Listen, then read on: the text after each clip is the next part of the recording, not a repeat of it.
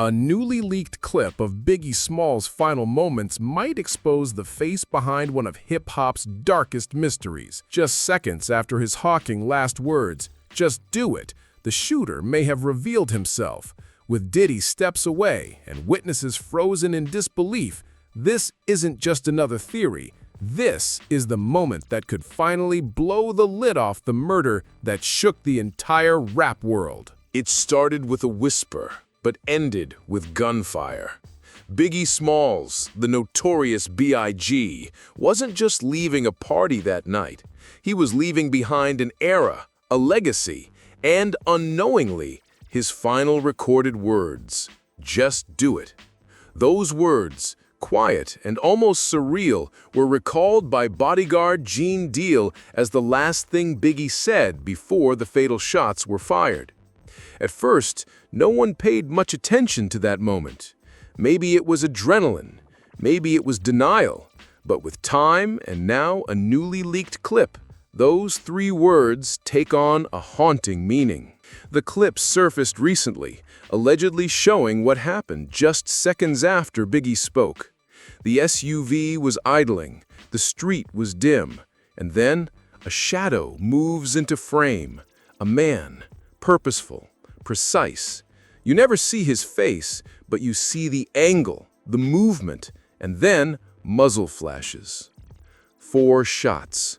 One of them would slice through Biggie's hip, rip through vital organs, and end the life of one of hip-hop's greatest icons. But here's what's so chilling. The timing matches perfectly.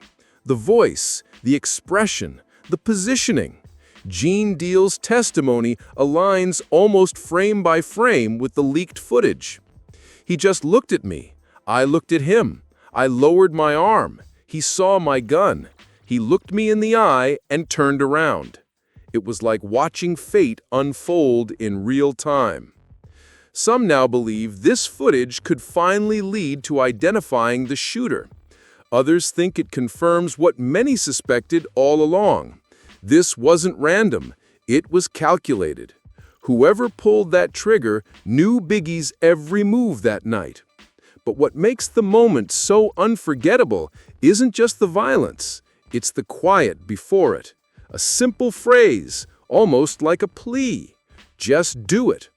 Was it encouragement to keep going? Was it trust in the driver? Or was it resignation, a man sensing the end?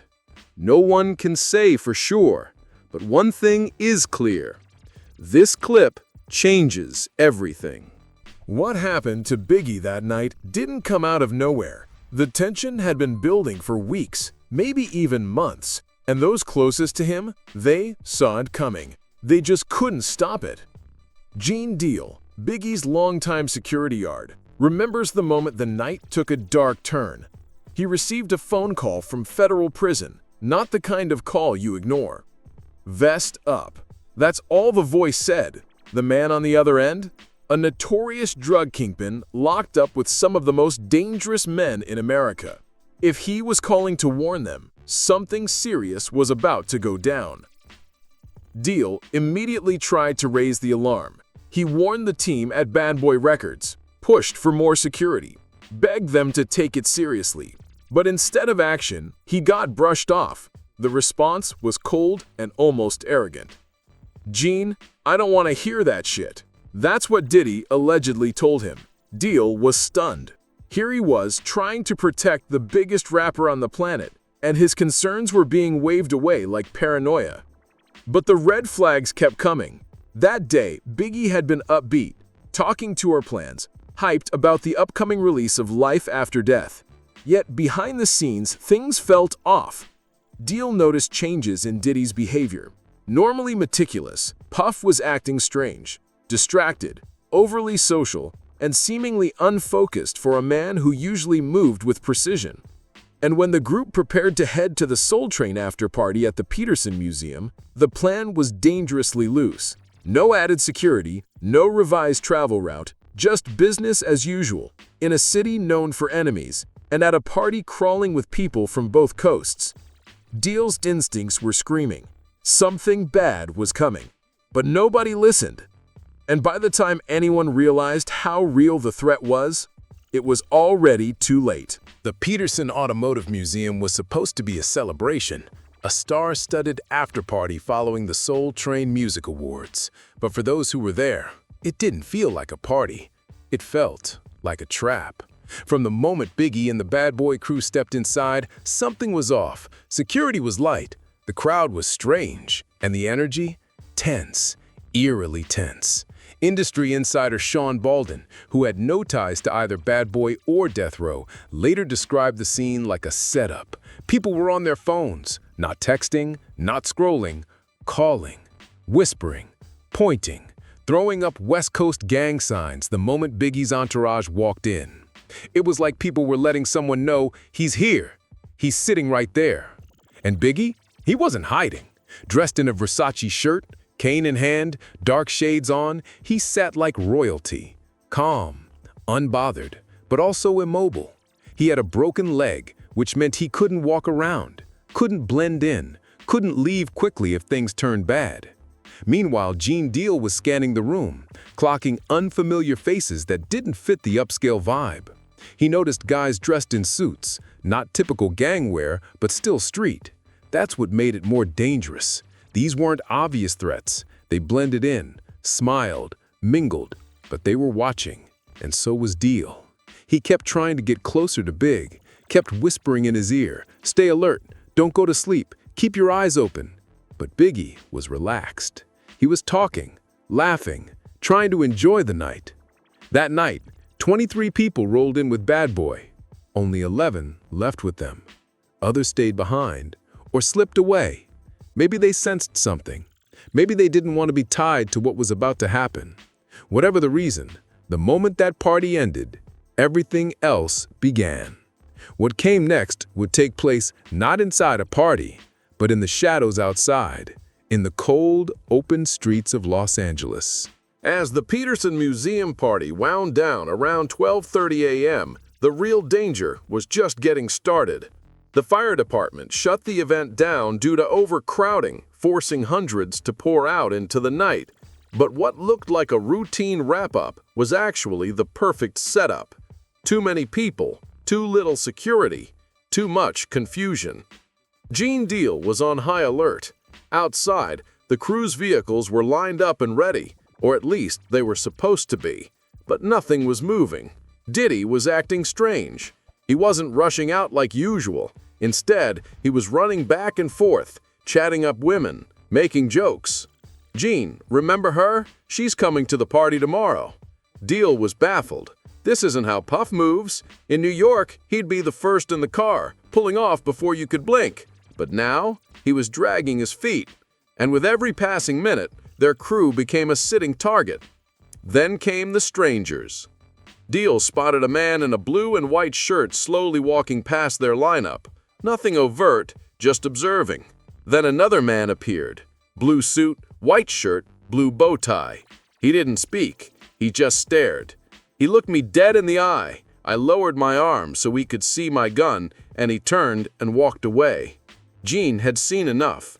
He told their driver, "Run the next 3 lights. Don't stop." But when he tried to ride on the outside of the car with his weapon drawn, standard protocol for high-risk exits, Diddy shut him down. "Gene, if you don't get in this car, you'll never work for Bad Boy again." Reluctantly, Deal got inside. The moment he did, Diddy reclined his seat all the way back, making it nearly impossible for Deal to react quickly if anything went wrong. And then, they pulled off. The convoy was finally moving, but not together. One crucial decision created a deadly gap between the lead car and Biggie's SUV, a gap the shooters were waiting for. They were only blocks from safety. The convoy moved through Los Angeles traffic just after midnight, but one small decision would open the door to the biggest tragedy in hip-hop history. Gene Deal had begged their driver Kenny run the next 3 lights, and Kenny did, but not everyone followed. Diddy's SUV made it through the light, Biggie's didn't. Now Biggie's vehicle, a black GMC Suburban, was stuck at a red light on the corner of Wilshire Boulevard and South Fairfax Avenue, exposed, still, vulnerable. Then It happened. A dark-colored Chevrolet Impala crept up beside Biggie's SUV. No one had time to react. The driver pulled a 9mm pistol and fired 4 times. Precision shots. Professional. Ruthless. Pow. Pat. Pat. Pat. One bullet entered Biggie's right hip and tore through his body, ripping through his liver, heart, and lung. In seconds, the 24-year-old legend was slumped in the back seat. Silence followed. Then screams. Then panic. Bodyguard Tone shouted, "Yo, somebody's pointing a gun at Big!" But it was already too late. By the time Gene Deal opened the door to respond, the Impala had vanished into the night. And they tried to give chase. Gene and Tone jumped back in their car, but there was a problem.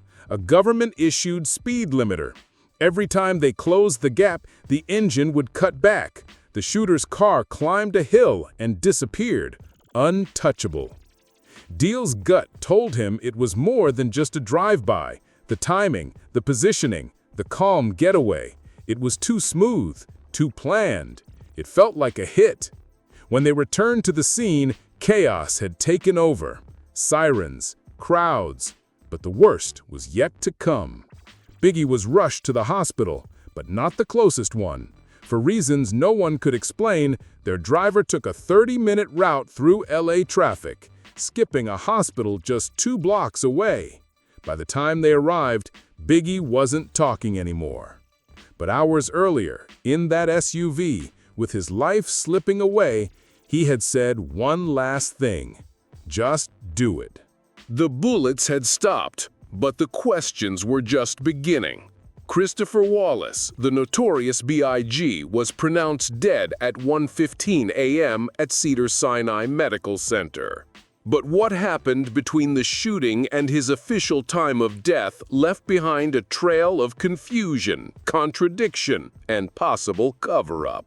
First, the hospital. There was a fully equipped medical facility just 2 blocks from the Peterson Museum. But instead of rushing there, Biggie's SUV took a 30-minute detour through LA traffic to reach Cedars-Sinai. Why? No one gave a clear answer. Not Kenny, the driver. Not Diddy. Not anyone from Bad Boy. And that wasn't the only delay. Gene Deal later revealed that emergency responders were already nearby. Fire trucks, police, ambulances, stationed just around the corner. Yet when the 911 calls came in, they didn't respond immediately. For precious minutes, nothing happened. No sirens, no paramedics, no rush to the scene. They was right there, around the block, but they didn't move. And when the LAPD finally arrived, they didn't secure the crime scene. They let people walk away. Witnesses vanished. Evidence disappeared. Instead of treating the area like the center of a major murder investigation, they cleared it like a club closing early. Even Dwayne, Keffy D, a former Compton Crip and eyewitness that night, admitted it was chaos. They should have locked it down. They didn't. It was like someone wanted the case to stay unsolved. Then came another twist. As Gene Deal returned to the scene, he spotted DJ Quick walking up the block on his phone. What he heard still haunts him. "Yo, I think they got one of them Bad Boy dudes. They said they was gonna get him." They. Who was they? This wasn't random, it wasn't sloppy, it was clinical. Almost like someone had planned every step. Not just the hit, but the aftermath. And whether by incompetence or intent, someone made sure the truth would be buried with Biggie. As the smoke cleared and the headlines spread, one question echoed across the world. Who killed Biggie Smalls? Nearly 3 decades later, we still don't have an official answer. But we do have suspects, theories, names, and trails that lead deep into the darkest corners of hip-hop, street politics, and law enforcement. Theory 1. Suge Knight ordered the hit. According to retired LAPD detective Greg Kading, who reopened the case in 2006, the murder was retaliation. Kading claims that Suge orchestrated Biggie's killing from jail, using a woman as a go-between to deliver payment to Wardell Poochie Foose, a known gang member tied to Death Row Records. She paid Poochie, he posted up at the Peterson Museum and pulled the trigger. It sounds like a Hollywood script, but Kading says the woman later admitted her role to both LAPD and the FBI. She was granted immunity. By the time investigators had enough to move forward, Poochie was already dead, gunned down in an unrelated shooting. But that's not the only theory. Theory 2, corrupt LAPD officers were involved. The Rampart scandal revealed that several officers had deep ties to Death Row. Names like David Mack and Rafael Perez surfaced repeatedly. Both had criminal records and gang affiliations. Some believe these cops helped plan or cover up the murder, or even pulled the trigger themselves. I don't think the LAPD did it. I think one of their gangsta cops did, Keffi D later said. And then there's the most explosive theory of all. Theory 3, it was an inside job. Multiple insiders, including Gene Deal, have questioned Diddy's behavior that night. The delays, the strange detours, the ignored warnings. Biggie was reportedly planning to leave Bad Boy and take his artists with him. Tens of millions in future revenue were on the line. And when you ask who had the most to lose if Biggie walked away, some believe the answer might have been sitting in the car right next to him. It's the question nobody wanted to ask, but the evidence won't let it go. Was Biggie set up by someone on the inside? To many, that theory once sounded too wild, too cold, too calculated. But when you stack the behavior, the money, and the motive, the dots begin to connect in disturbing ways. Let's start with the contract. According to Gene Deal, Biggie was stuck in a Bad Boy deal that heavily favored Diddy. Publishing rights, marketing control, distribution power. Biggie was the face of East Coast rap, but he didn't own the empire he built. In Deal's words, Big was begging for his publishing back. Puff told him, "We'll revisit that later." But Biggie wasn't waiting. He was about to finish his final album, Life After Death, and then leave Bad Boy, taking Junior Mafia, Lil' Kim, and millions of dollars in talent with him. Sources say he was planning on launching his own label, with full control this time. That meant Diddy stood to lose everything. Now, add Diddy's behavior the night Biggie died. The delays, the refusal to tighten security, the strange order for Gene Deal to get in the car instead of guarding Big. And when Deal finally did, Diddy reclined his seat so far back, Gene could barely move. It was like every move I made to protect Big, someone blocked it. It's not proof, but it raises a brutal question. Was it just incompetence or intention? Even more chilling, Life After Death became one of the best-selling rap albums of all time, but Biggie never saw a dollar. All the profits went straight to the label. Fans still debate whether Diddy had foreknowledge, turned a blind eye, or was completely innocent, but the numbers don't lie. Biggie was about to own everything. Then he was gone, and someone else cashed in on it all. It's been over 27 years since Christopher Wallace, Biggie Smalls, the notorious B.I.G., was murdered on the streets of Los Angeles. And yet, the case remains as cold as the night he died. No arrests, no convictions, no justice. How is that possible?